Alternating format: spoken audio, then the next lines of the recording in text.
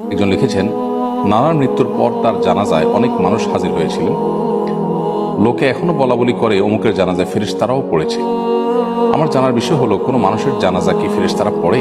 আর জানাজা লোক বেশি হওয়া কি লোকটি জান্নাতি হওয়ার আলামত? প্রিয় দর্শক, আপনার প্রশ্ন উত্তর হলো, জানাজায় ফেরেশতারাও কখনো কখনো উপস্থিত হয়। এটি প্রিয় নবী সাল্লাল্লাহু আলাইহি ওয়াসাল্লাম থেকে একটি হাদিস বর্ণিত হয়েছে। যে হাদিসটি সূরা নাসাইতে বর্ণিত হয়েছে, সেই হাদিসের আলোকে বোঝা যায় এবং প্রমাণিত হয়। হাদিসটি সাহাবা রাদিয়াল্লাহু আনহু বর্ণনা করেছেন যে নবী করিম সাল্লাল্লাহু আলাইহি ওয়াসাল্লাম একটি জানাজায় যাওয়ার সময় তাকে যখন বাহনে চড়তে বলা হলো, তিনি অস্বীকার করলেন এবং জানাজা পড়ে ফেরার সময় তিনি বাহনে ঠিকই চড়লেন।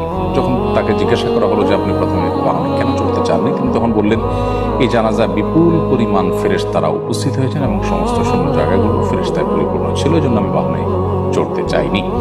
এই হাদিস থেকে পরিষ্কারভাবে বোঝা গেল যে জানাজায় ফেরেশতা উপস্থিত হতে পারে। মানুষের জানাজায় ফেরেশতা উপস্থিত হওয়াটা এটি অস্বাভাবিক কোনো বিষয় নয়। তবে প্রত্যেক মুসলমানের জানাজাতেই যে ফেরেশতারা উপস্থিত হয় এমনটি কিন্তু হাদিস থেকে বোঝা যায় না। এখান থেকে একটি বিশেষ ঘটনা বোঝা যায়। অতএব বিশেষ কোনো ব্যক্তির ক্ষেত্রে তার মর্যাদা, আল্লাহর কাছে তার সম্মানের খাতিরে ফেরেশতারা তার জানাজায় শামিল হতে পারেন।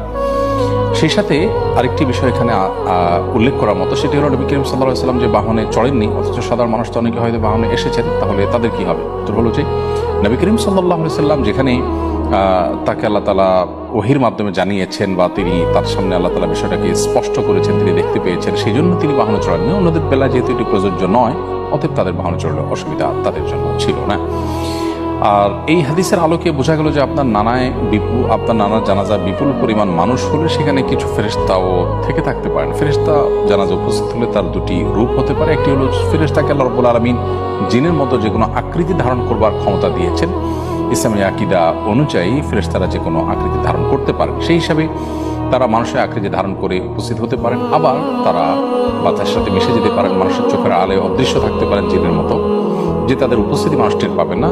অতএব সেভাবেও তারা উপস্থিত হতে পারেন। দুইভাবেই উপস্থিত হওয়ার সম্ভাবনা রয়েছে। আপনার নানার জানাজায় বিপুল পরিমাণ যে মানুষ হয়েছে তা হতে পারে, তারা সবাই সাধারণ মানুষ, কাকতালীয় ভাবে এটা হতে পারে। আবার আল্লাহর কাছে প্রিয় বান্দা হওয়ার কারণে বা মানুষের কাছে প্রিয় হওয়ার কারণে বেশি মানুষ উপস্থিত হয়ে থাকতে পারেন।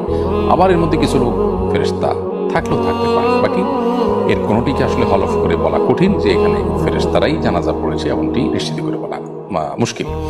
তবে জানাজায় মানুষ বেশি হলে এটি জান্নাতি হওয়ার আলামত, এইভাবে হাদিসে না আসলেও তবে এটি ভালো লক্ষণ হিসেবে হাদিসে উল্লেখ হয়েছে, যেটি সূরা মুসনাদ আহমদে বর্ণিত হয়েছে। আমাদের আয়েশা রাদিয়াল্লাহু তাআলা বর্ণনা করেছেন যে নবী করিম সাল্লাল্লাহু আলাইহি ওয়াসাল্লাম ইরশাদ করেছেন, মা মিন মাইয়িতিন ইউসাল্লা আলাইহি উম্মাতুন মিনান নাস।